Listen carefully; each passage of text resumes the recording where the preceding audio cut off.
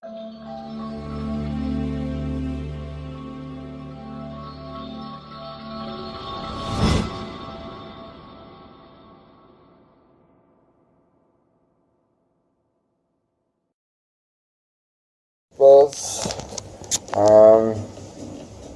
there's still side transfer.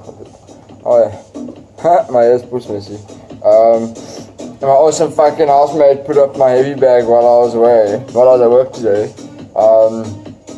Quite fucking epic. I haven't had my heavy bag up for like since I was living at home. I don't know how long I've been out the house. 3-4 years. 3 years, I think. So I haven't trained in a while.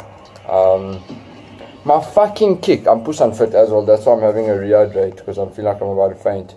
And I literally only trained for half an hour. I mean, fuck, I should be able to beat someone up for more than half an hour. My fucking kicks, they are what, I can put someone to sleep with a kick. I used to be able to kick a person 20 centimeters taller than me in the face. Like solid, like not a soft kick, like they sleep down. It's dropped by almost half a meter, I would say. I mean, I can't even kick my shoulder height solidly. I can kick my shoulder height, but not put to sleep, you know? So I'm doing this video for Bitcoin mining. I've had fucking hundreds of people ask me, Bitcoin mining, how do they get into it? What is it? What's fucking, is it a scam? All that shit. I don't know if this music's too loud. So I've just kind of made a list of a few things I want to touch on. Fuck, there's no orders. Cryptocurrencies. What are cryptocurrencies? Cryptocurrencies. It's basically made up money. It uses a system called blockchain, which is essentially a history of every single transaction that's ever happened. So instead of the bank keeping record of all the transactions, everyone that has a Bitcoin wallet keeps track of the transactions. So essentially, the more people use it, the more miners you have, the stronger the network gets. And then, like, so Bitcoin's only worth something because someone will buy it for you. Intrinsic value, guys. Like, you've got to, things are based of something because someone else will buy it.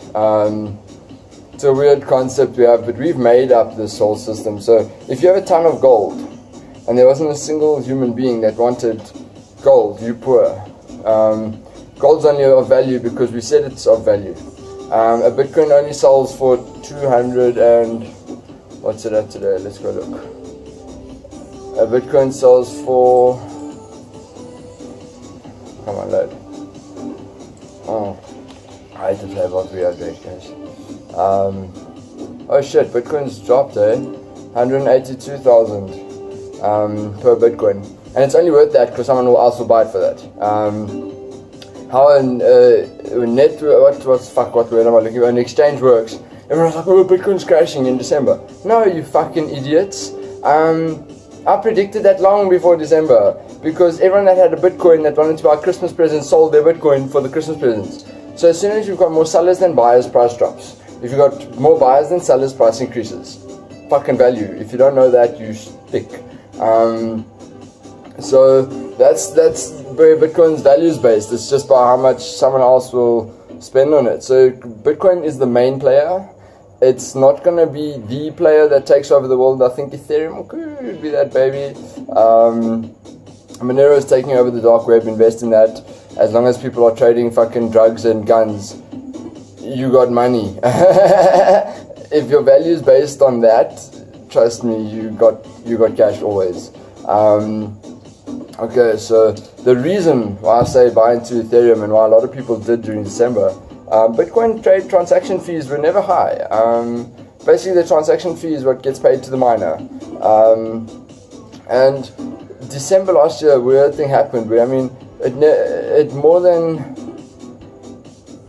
20-30 times the price of a Bitcoin transaction fee. I mean, if you look at the Bitcoin transaction fee, it goes like this. Then it goes up in about 2012, 2013, but it's still here. Then middle of 2017 it started to climb. December it went up to no lie, like that is the most insane graph I've ever seen in my life.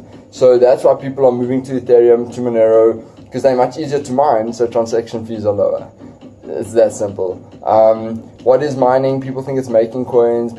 There's a whole lot of theories. Let me know if I'm wrong. I kind of just figured out. I mean, there's no fucking information on the internet about this shit, man. Well, there is, I guess, but I haven't looked too hard. But most sites just tell you that what Bitcoin mining is, but they don't get into like the shit, you know. What is mining? Cryptocurrencies are decentralized banking systems. So what that means is you don't have a central bank charging everyone and making money off your money, and you don't have a boss of the bank. I mean, fuck it. The rumors, they don't even know who made Bitcoins. The dude like released it open source to the world, and it's just kind of took over itself. So what Miners does is they take a transaction. So when you send Bitcoins, it's instant. I mean, all money transactions should be like that. Your bank keeps it for that day or 2 days transaction that it takes to send to the other bank. It doesn't. They do that so they get more interest, motherfuckers. They get every single customer that does a transaction, they get that interest for another day versus not. And that's why you pay them for instant transactions, because it doesn't cost them more. It's just they lose the interest that should be yours. So fuck banks. Banks are puss, all of you. And so decentralized banking means you need to do those transactions. So I send money to Pit Bombeers. In the memory pool, which is all unconfirmed transactions, is basically every transaction that onto the blockchain. I've got 6 minutes. I want to do this under 10 minutes to keep it easy for you people. Maybe 15. And it puts it onto the blockchain, and you get paid in encryption. And now the different miners have different types of encryptions. So SHA-256 is your Bitcoin encryption. So it takes the transaction, encrypts it with a SHA-256 algorithm, and adds it to the blockchain, and then it's official. Once that goes, then basically it puts it on the blockchain, and then I've got a Bitcoin node on my computer, which is a wallet, an offline wallet, where I will then take that and say, yes, it's on the network. Yes, it's on the network. So you'll see, I mean, I did a transaction today. I can't open my phone because I'm taking a video with it. You need a minimum of 3 confirmations before it's an official transaction. Bitcoin, that used to take under 5 minutes. Now it takes like a little bit longer and all that shit. So yeah, that just, it confirms it on the network and adds it to the blockchain. What's it? There's other ones. Let's look here. So Ethereum's a big boy. So you're looking at Ethash algorithms to encrypt it. For Zcash, you're looking at Equihash algorithms. Script is another one, but I think that's Litecoin. I'm not, fucking correct me on that shit if you need to. I don't know too much about cryptocurrencies, but I know more than the general population. If there's anyone that feels they know something or I've said bullshit, tune me straight, son, in the comments. I'm talking shit, and trust me, I will thank you for giving me another piece of information. Overload. So yeah, Bitcoin, the thing got overloaded in December. I think too many people had heard Bitcoins were good, and then when everyone got their bonuses in December, they invested in Bitcoins. That's honestly what I fucking think. Some shit popped off that it got overloaded. Forks. Ooh, that's an exciting thing. That's something I don't know too much about. Bitcoin had a fork where it went into Bitcoin and Bitcoin Cash, which is basically someone disagreed with an algorithm or something of it, whatever the reason was for the fork. Someone wanted a different cash, a different type of cryptocurrency, and what happens is they then decide to create their own algorithm on SHA-256. So maybe they changed something. I don't know. I don't honestly, if I can, someone send me a link for a good thing on explaining Bitcoin Cash. I honestly don't know fuck all about it. And you can make some decent cash off a fork. I mean, you've got to be clever though. So when you fork, say now I had 1 Bitcoin. When it forked, I'd have 1 Bitcoin and 1 Bitcoin Cash.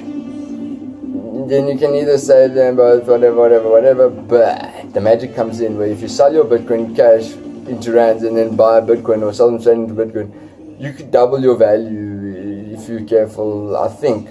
Someone say yes, I'm right, or no, I'm not right. Remember, I'm learning, guys. I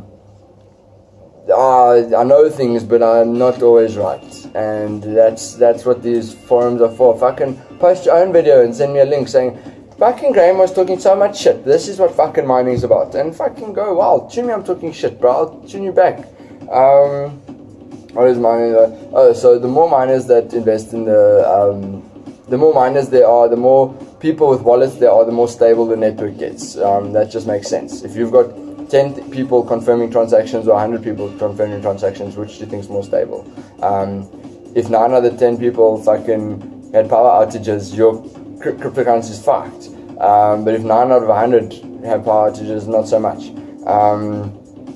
So basically, the cool thing with cryptos is, okay, so it's like having a PayPal account, right? It says fucking blackcurrant, but it tastes like ass. Although ass might even taste better, I think. But yeah, that's funny. Cryptocurrencies, what was I fucking talking about? The more stable it is. So I'm a firm believer of how much market capital you have is how stable you are. The more cash you got in the world, you can lose $1 million and still have 57 billion. But if you only have $1 million and you lose $1 million, you fucked. Bitcoin surpassed Boeing. Those people that make fucking airplanes, motherfucker. And a currency that you pussies are overlooking and telling me it's too good to be true and it's gonna crash. The rand is more likely to crash than a Bitcoin. Don't be thick. Everything can crash. Petrol could fucking drop to less than R1 a litre if we figure out hemp oil petrol. Well, if they legalize it. Pussies. I said puss too much, guys. I need to get that word out of my head. Yeah, I need to have some more of this. That video is nice and short. If there's anything else you want me to touch on, oh yeah, the value of something, I did touch on all of that. It's only worth something because someone else will pay it. Fuck, if someone would pay me 1,000 rand for my piece of shit, my piece of shit's worth 1,000 rand, you know what I mean? If someone's willing to buy it, it's cool. Like, for instance, my boss's box BMW 333, fucking gorgeous, only 209 manufactured. It's like, it makes me come in my pants. And this idiot rebuilt the whole engine and it's been sitting there for the last 5-10 years and he doesn't even look at it. It's under a top. It's been under the top since I've worked for him, and that's 3 years now. But its book value is fucking nothing because he bought it for less than 100,000.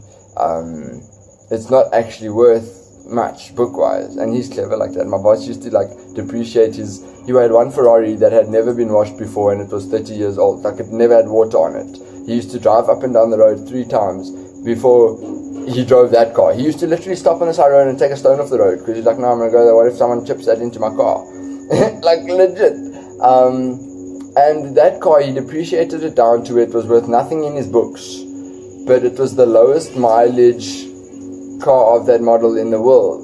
So he, like he said, he could sell it for 6 million, right?